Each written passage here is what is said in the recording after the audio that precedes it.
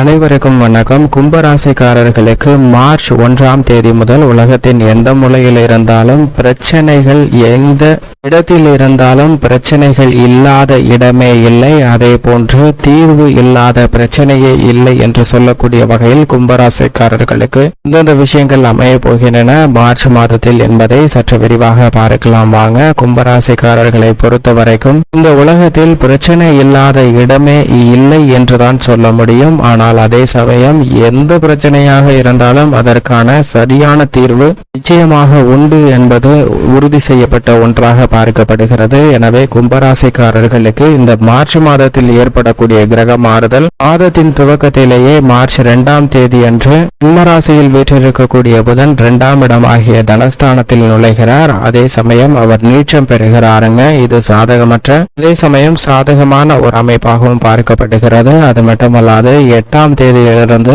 ராசியின் அதிபதியான சனியுடன் இணைந்து அவரது நட்பு கிரகமாக இருக்கக்கூடிய சுக்கிரனும் சஞ்சரிக்க போகிறார். இது வரவேற்கத்தக்க ஒரு அமைப்பாக பார்க்கப்படுகிறது. சூரியன் மிக வலுவாக ஜென்ம ராசியை விட்டு விலகுகிறாருங்க. மார்ச் 14ஆம் தேதிக்கு பிறகு 2ஆம் இடமாகிய தனஸ்தானத்திற்குள் நுழைகிறார். ராகுவோடு இணைந்து புதன் மற்றும் சூரியன் போன்ற கிரகநிலைகள் சஞ்சரிப்பது விபரீத ராஜயோகத்தை ஏற்படுத்தக்கூடிய ஒரு சிறந்த அமைப்பாக நிச்சயமாக பார்க்கப்படுகிறது. அது மட்டுமல்லாது இந்த தருணத்தில் உச்சம் பெற்று சஞ்சரிக்கக்கூடிய செவ்வாய் இந்த மாதத்தின் பிற்பகுதியில ஜென்ம ராசிக்குள் நுழைகிறாருங்க. இந்த மாதத்தின் இறுதியில் வக்ரகதியில் திரும்புகிறார் புதன். இப்படி பல்வேறு வகையான அதிரடியான மாற்றங்கள் நிறைந்த ஒரு தருணமாக பார்க்கப்படுகிறது. சந்திரனும் 1லிருந்து 12ஆம் இடம் வரை சஞ்சரிக்கிறாருங்க. அஷ்டமத்தை தவிர மற்ற தருணங்கள்ல கும்பராசிக்காரர்களுக்கு நல்ல பலனை ஏற்படுத்தி கொடுக்கக்கூடிய வலுவான அமைப்பில் இருக்கிறார். ஆனால் அதே சமயம் குரு, சனி, ராகு, கேது போன்ற கிரக நிலைகள்ல எந்த விதமான மாற்றமும் இல்லாத ஒரு மாதமாக தான்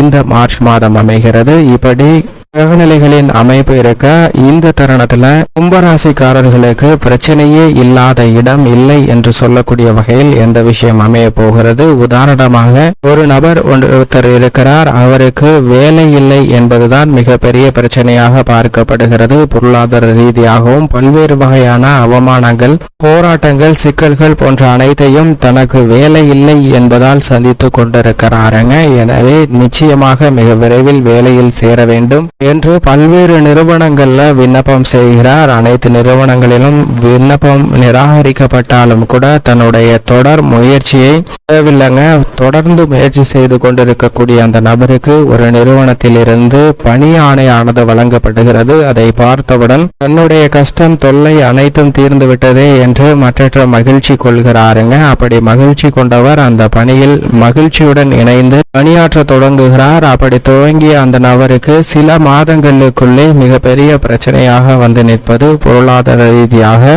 வருமானம் கிடைத்தாலும் கூட போதிய அளவிற்கு சம்பளம் இல்லை, சம்பள உயர்வு வேண்டும் என்று நினைக்கிறார். எனவே இதைவிட கூடுதல் சம்பளம் கொடுக்கக்கூடிய ஒரு வேலைக்கு முயற்சி செய்யலாமா என்று முயற்சி செய்து கொண்டிருக்கிறாருங்க.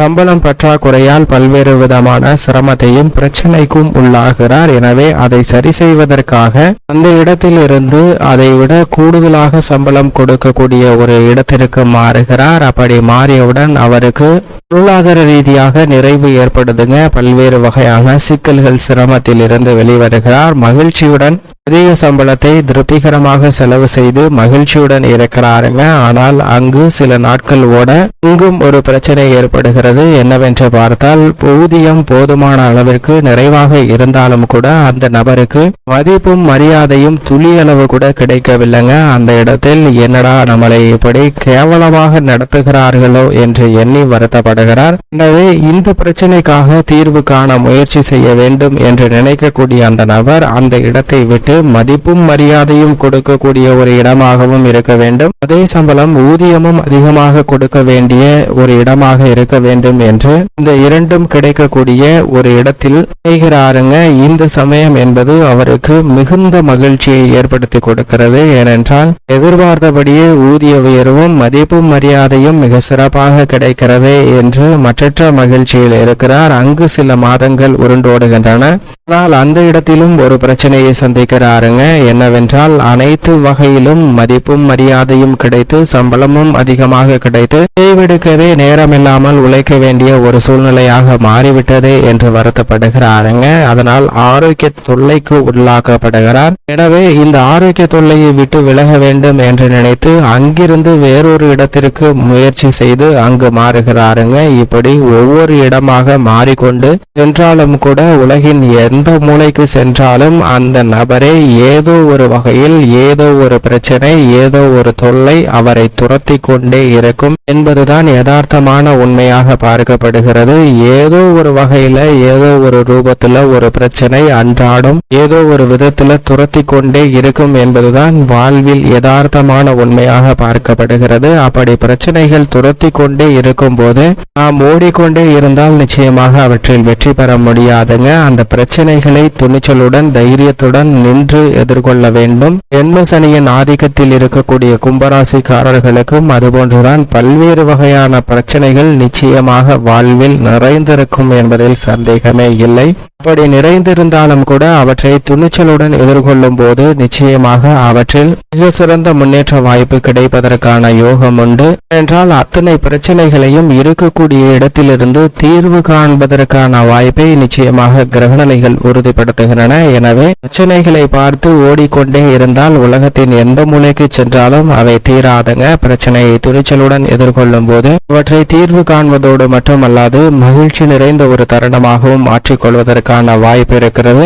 இதை உணர்ந்து கொள்ள வேண்டும். ஏனென்றால் நாம் இருக்கக்கூடிய இடத்தை மகிழ்ச்சியாக வைத்துக் கொள்ள முடியவில்லை என்றால் நிச்சயமாக உலகின் எந்த மூலைக்கு சென்றாலும் அது சாத்தியமற்ற ஒன்றாக தான் மாறுமே தவிர நன்மை நிறைந்தவையாக அமையாது என்பதை கிரகநிலைகள் தெளிவாக உறுதிப்படுத்துகின்றன. ராசியின் அதிபதியாக இருக்கக்கூடிய சனியும் ஜென்ம ராசியில் ஆட்சி பலம் பெற்று இதையே உறுதிப்படுத்துகிறாருங்க. எனவே இதை உணர்ந்து கொண்டால் ஜென்ம சனியில் பொருளாதார ரீதியாக இருக்கக்கூடிய சிக்கல்களையும் தவிர்த்து நல்ல முன்னேற்றத்தை நிச்சயமாக கும்பராசிக்காரர்கள் பெறுவதற்கான வாய்ப்பும் யோகமும் இந்த தருணத்தில் கிடைக்க போகிறது என்பதை ராசியின் அதிபதியான சனி உறுதிப்படுத்துகிறார். இரண்டாம் இடமாகிய தனஸ்தானத்திற்கு இந்த மாதத்தின் பிற்பகுதியில் சூரியன் விலகுகிறாருங்க. எனவே அலைச்சல் வெகுவளவில் குறையும். நீங்கள் எதிர்பார்க்கக்கூடிய உத்தியோக ரீதியான சலுகைகள் நிறைந்து கிடைக்குங்க. கவலை நிறைந்த ஒரு சூழ்நிலையாக இருந்தாலும் பொறுப்புடன் செயல்பட்டால் நிச்சயமாக அந்த கவலை நிறைந்த சூழ்நிலையும் தங்களுக்கு சாதகமாக மாற்றிக்கொள்வதற்கான வாய்ப்பு நிச்சயமாக உண்டு. உங்களை பற்றி குறை சொல்கிறவர்கள் குற்றங்களை சொல்கிறவர்கள் சொல்லிக் கொண்டேதான் இருப்பார்கள். அதை பற்றி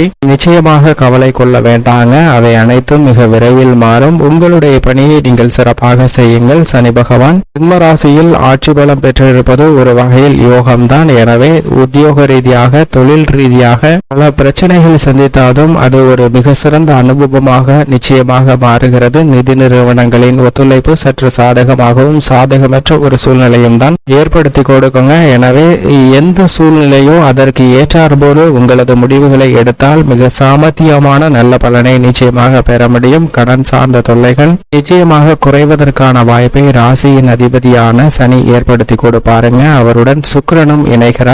எனவே இந்த தருணத்தில் கலைத்துறை ரீதியான பணிகள்ல புதிய வாய்ப்புகள் மிகுந்து கிடைக்குங்க. அலைச்சல் அதிகமாக இல்லாமல் நிறைந்த முன்னேற்றத்தையும் பண ரீதியான வருமானம் அதிகரிக்கக்கூடிய நல்ல வாய்ப்பும் நிறைந்து கிடைக்கக்கூடிய ஒரு தருணமாக பார்க்கப்படுகிறது. கலைத்துறை ரீதியான புதிய ஒப்பந்தங்கள் மேற்கொள்ளப்பட்டு மிக சிறப்பான பணிகளை மேற்கொள்வதற்கான அதிர்ஷ்ட யோக வாய்ப்புகள் நிச்சயமாக ஏற்படுகிறது. சிறு சிறு கவன குறைபாடுகளை குறைத்தால் கூட மிகப்பெரிய அளவில் நிச்சயமாக நன்மை கும்பராசிக்காரர்களுக்கு உண்டு. அரசியல் சார்ந்த பணிகளில் அதிரடியான பல மாற்றங்களையும் திருப்பங்களையும் சந்திப்பதற்கான ஒரு சூழ்நிலை உருவாகுங்க. அப்படி உருவாகினாலும் கூட எதிர்கால நன்மைக்காக நல்ல ஒரு மாற்றத்தை ஏற்படுத்தி கொடுக்கும் என்பதை மறந்துவிட வேண்டாம். தற்போது ஏற்படக்கூடிய சில குழப்பங்கள் நிச்சயமாக தீர்வுக்கு உள்ளாகக்கூடிய ஒன்றாக தான் அமைகிறது. எனவே தற்போது உள்ள சூழ்நிலையை எண்ணி வருத்தப்பட வேண்டிய அவசியம் நிச்சயமாக கும்பராசிக்காரர்களுக்கு அரசியல் துறையில் இல்லை என்பதை சனி சுக்கிரன் உட்பட பல கிரகநிலைகள் உறுதிப்படுத்துகின்றன. குரு மிக வலுவாக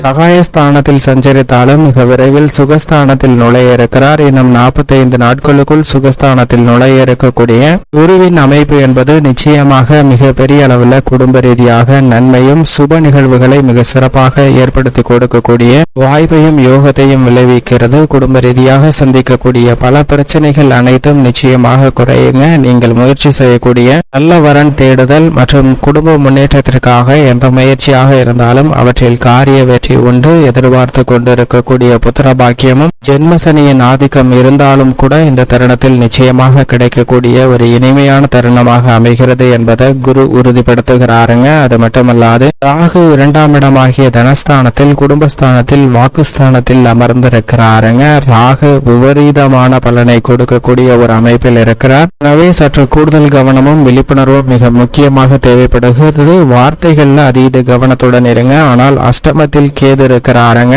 கேது அஷ்டமத்தில் நிலை கொண்டிருப்பதால் அவ்வப்போது எதிர்மறையான குழப்பமான சிந்தனைகளும் கற்பனையான பயங்களும் ஏற்படலாம். எனவே அவற்றை தவிர்க்க வேண்டும் என்றால் நிச்சயமாக அதீத கவனமும் விழிப்புணர்வும் மிக முக்கியமாக தேவைப்படுகிறது என்பதை தெளிவாகவும் துல்லியமாகவும் உறுதிப்படுத்துகிறாருங்க.